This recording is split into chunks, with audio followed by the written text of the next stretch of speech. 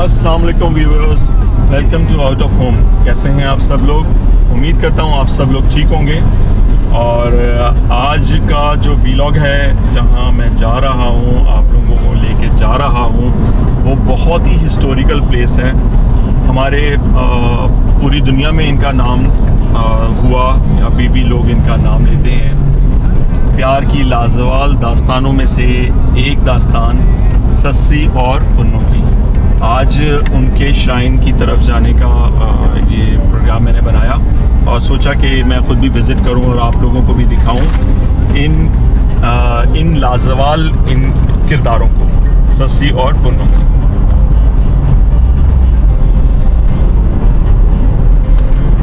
तो चलते हैं सस्सी और पुन्नू के श्राइन की तरफ और रास्ते में आपको नज़ारे भी दिखाते हैं और साथ साथ इनके बारे में आपको बताते भी हैं।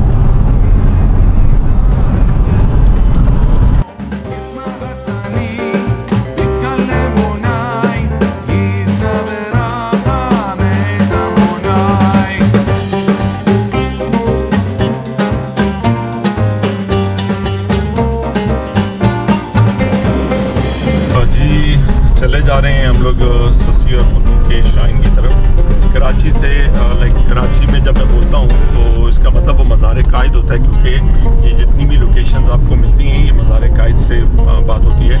मज़ार कायद से तकरीबन ये 65 किलोमीटर के फासले पर है और आप वहाँ से नाज़ाबाद वाला रोड लेंगे, 4K चौरंगी आएगी, 4K चौरंगी से फिर आपने मुड़ के ये बेसिकली वो हब डैम वाला रोड है। तो यहाँ से हम लोग आगे जा रहे हैं। ओवरऑल रोड अच्छा है, यहाँ तक का तो बहुत अच्छा है। बीच में कुछ जगह ऐसी होती है जहाँ रोड थोड़ा सा ख़राब है, लेकिन आगे आपको 4x4 की ज़रूरत पड़ेगी और कार का ध्यान नहीं, 4x4।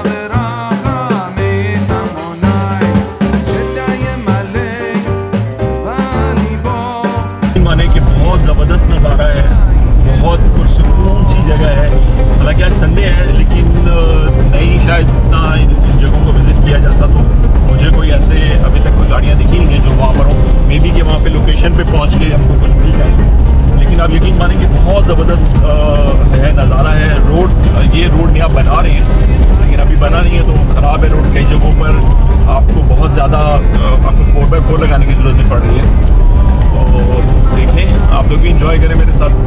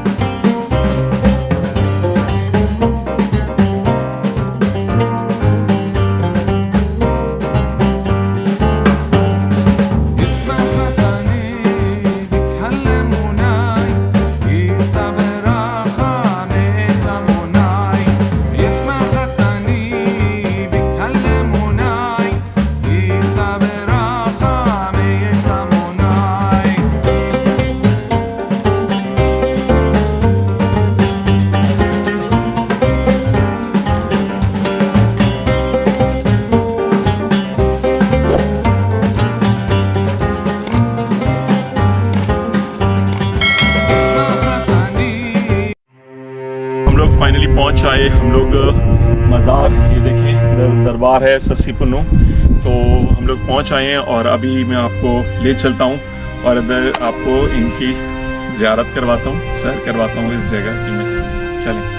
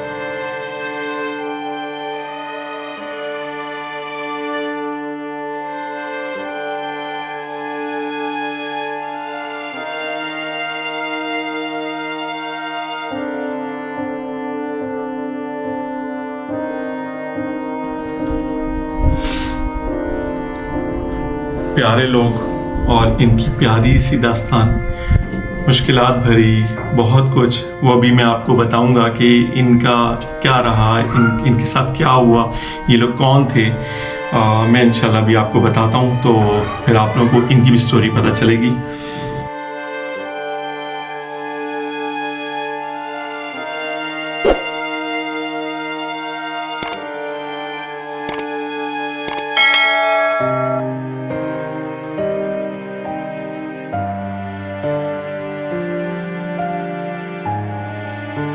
व्यूअर्स, आपको अब मेरे पीछे बिहाइंड द सीन अब आपको दिख रहा है मज़ार, और अब मैं आपको बताता चलूँ इनकी स्टोरी। अब मैं इनकी आपको स्टोरी बताता हूँ। ये स्टोरी है सिंध की और बलूचिस्तान की। सिंध के भंबोर सिटी के जो राजा थे, उनकी बेटी एक पैदा होती है, और उस बेटी के बारे में उस टाइम के नजूमी या ज्योतिषी कुछ ऐसा बताते हैं कि वो शायद उनके लिए अनलकी है, जिसकी वजह से वो उसको दरिया में बहा देते हैं। दरिया में बहा देते हैं, अपनी तरफ से उन्होंने उसका किस्सा तमाम कर दिया। अल्लाह को कुछ और ही मंजूर था, तो वो बच्ची पानी में बहते बहते वहाँ पर धोबी को मिल जाती है, जो शायद अपने वहाँ पे कपड़े वपड़े धो रहा होगा उस दरिया के किनारे, और उसको सिंधु दरिया से वो बच्ची मिल जाती है। वो उस बच्ची को अपने घर ले जाता है। अब कहानी आगे चलती है, बच्ची बड़ी हो जाती है। बहुत ही प्यारी जो कहानियों में लिखा गया है कि वो बहुत ही खूबसूरत लड़की थी। तो तब उसको यहाँ पर बलूचिस्तान के रूलर यानी कि बलूचिस्तान के राजा का बेटा, जो उस टाइम पर वहाँ पर किसी तरीके से गया होगा, तो ये दोनों जब एक दूसरे को देखते हैं तो दोनों एक दूसरे को दिल दे बैठते हैं, एक दूसरे से प्यार करने लगते हैं। अब ये राजा का बेटा था, अब वो थी तो राजा की बेटी, मगर अब तो वो धोबी की बेटी थी। तो फिर उसमें उस धोबी की बेटी से वो शादी करना चाहता है, लेकिन उसके घर वालों को ये चीज़ मंजूर नहीं थी। लेकिन उसके ज़िद करने पर उसकी ये शादी के लिए उसके घर वाले ऐसे ही झूठी मूठी के रजामंद हो जाते हैं। उसके भाई आते हैं यहाँ पर, और धोबी के घर में ही शादी होती है। धोबी के घर में शादी होती है, और वो शादी की जो है ना वो भाई शिरकत करते हैं। लेकिन वो करते ही हैं कि शादी की रात को जब शादी हो जाती है, उसके बाद जो पुन्नू था उसको इतनी शराब पिलाते हैं या कुछ ऐसी नशावर चीज़ें देते हैं कि पुन्नू बेहोश हो जाता है, और उसको वो रात को किसी भी तरीके से जो उस टाइम पर उनकी जो भी सवारियां रहती होंगी वो उसको डालते हैं और लेकर वापस बलूचिस्तान केच आ जाते हैं। ये कहानी है केच की। जब केच पहुंच जाते हैं तो जब वो सुबह सस्सी उठती है तो सस्सी को जब अपना शौहर नहीं मिलता, तब उसको पता चलता है कि उसके साथ तो धोखा हो गया, फ्रॉड हो गया, कि वो लोग इसके शौहर को ज़बरदस्ती ले गए। तब वो बेचारी बहुत रोती है, परेशान होती है, और वो फिर अपने शौहर की तलाश में निकल पड़ती है। कहाँ? भंबोर से केच तक के लिए। तो और वो सस्सी अपना केच के लिए सफ़र स्टार्ट करती है, अपने शौहर को वापस लाने के लिए, उसको पाने के लिए, उसके पास पहुंचने के लिए। और आप यकीन माने कि मैंने सिर्फ फील किया कि मैं अपनी 4x4 के अंदर लग्जरी में, ज़बरदस्त मौसम में और अपनी फैमिली के साथ मैं यहाँ पर आ रहा हूँ, तो मुझे तो बहुत मज़ा आया। लेकिन उस टाइम पर वो तनतन्हा लड़की इस तरीके के सफ़र में जब वो निकली होगी तो उसने क्या क्या मुसीबतें फेस की होगी। उसने वाकई इस सफ़र के अंदर बहुत सारी मुसीबतें फेस की। उस पहाड़ी रास्ते, ये बरसाती नाले। अब ये बात कब की हो रही है? 1670 के आसपास की बात है। इसमें मतलब 1670 से 1720-30 तक के ये दरमियान का ये टाइमिंग है। इस दरमियान में वो ये वाक़या जब ये रोनुमा हुआ, तो अब वो उसके बाद जब वो यहाँ पे कहीं पे इस मुकाम पर जब पहुँचती है, तो बकौल कहानियों के कि यहाँ पर उसको एक बंदा मिलता है जो उसकी मदद करता है, लेकिन उसको लगता है कि वो इसकी मदद नहीं कर रहा। अब अल्लाह बेहतर जाने कि वो ऐसी वो मदद कर रहा था या वो वाकई गलत नीयत का था। तो उस टाइम पर ये हमारी शहज़ादी सस्सी अल्लाह मियाँ से दुआ करती कि या अल्लाह, तू मेरी इज़्ज़त बचा, मेरी इज़्ज़त का निगहबान व हाफिज़ तू है, तो मुझे बचा इससे, इसकी बुरी नज़र से, इसकी बुरी नीयत से। तो उस टाइम पर एज़ पर कहानी कि ज़मीन फटती है अल्लाह के हुक्म से और वह शहज़ादी ज़मीन में समा जाती है। ये हो गया। उसके बाद कुछ टाइम के बाद जब वहाँ से जो पुन्नू था इसी तरीके से अपनी बीवी के लिए फिर वापस होता है कि मैं जाऊँ अपनी बीवी को लूँ, क्योंकि वो भी उससे बहुत प्यार करता था। तो जब वो यहाँ पर पहुँचता है अपने सफ़र करते करते वो यहाँ पर इस मुकाम पर पहुँचता है, तो उसको भी यहाँ पर वही बंदा मिलता है और उसको वो जब ये पता ये चलता है कि भाई उनके लिए भी उसको ये पूरी स्टोरी पता चलती है कि वो इस तरीके का वाक़या हुआ। जब उसको ये पता चलता है तो वो इतना अफसरदा होता है कि वो भी अपने रब से दुआ करता है कि या अल्लाह, जब सस्सी ही ना रही तो फिर ये पुन्नू क्या करे, और अगर इस मुकाम पर सस्सी है तो फिर पुन्नू भी यहीं पर चला जाए। तो कहते हैं कि ज़मीन दोबारा फटी, पुन्नू उसके अंदर गया और ज़मीन बराबर हो गई। देखने वालों में उस टाइम का गदरिया और कोई एक आध और कोई था जिन्होंने ये पूरी स्टोरी देखी, जो फिर आगे बताई और सीना बसीना चलते चलते आज हम तक पहुंची। अब क्या कहें, लेकिन ये है कि ये प्यार की एक ऐसी कहानी जिसको सुन के यकीन माने कि उनकी तकलीफ़ का भी एहसास हुआ, मगर हाँ ये भी हुआ कि प्यार करने हर ज़माने में होते हैं और एक दूसरे पर जान निसार करते हैं।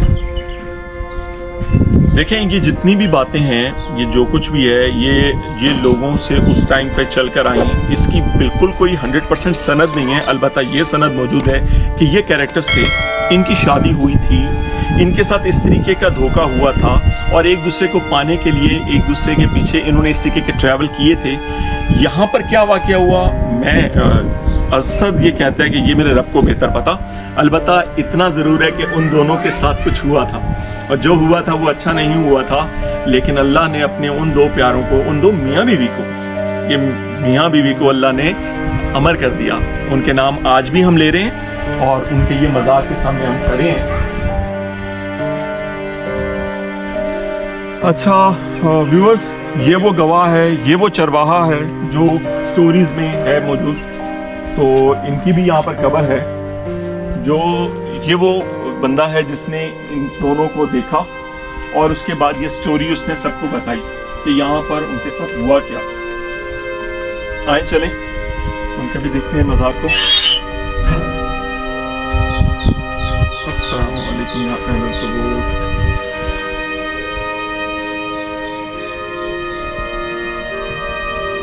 तो ये इस स्टोरी का, इस हिस्ट्री का ये भी बहुत इम्पोर्टेंट पार्ट है, ये चरवाहा, ये बकरियों वाला। इसके साथ मैं आपसे आज के व्लॉग के लिए इजाज़त चाहता हूँ। उम्मीद करता हूँ कि आप लोगों को मेरा आज का व्लॉग इतना इंटरेस्टिंग, इतना हिस्टोरिकल व्लॉग आपको पसंद आया होगा और आप लोग मेरे चैनल आउट ऑफ होम को लाइक करें, सब्सक्राइब करें, बेल आइकन को प्रेस करें, मेरे साथ जुड़े रहें। मेरे साथ ये नए नए व्लॉग्स के लिए, इन वीडियोस के लिए मैं ऐसे ही आप लोगों को इंशाल्लाह इंटरटेन करता रहूँगा। आप लोगों को नई नई जगह, आपको इस तरीके की हिस्टोरिकल प्लेसेस और इंफॉर्मेटिव चीज़ें आपको मैं दिखाता रहूँगा। तो आप लोग अपने कमेंट्स में मुझे ज़रूर बताया करें कि जो मैं व्लॉग बनाता हूँ, जो मैं जिस जगह पे जाता हूँ उस जगह पे आप लोगों को कैसा लगा, आप लोगों को क्या अच्छा लगा।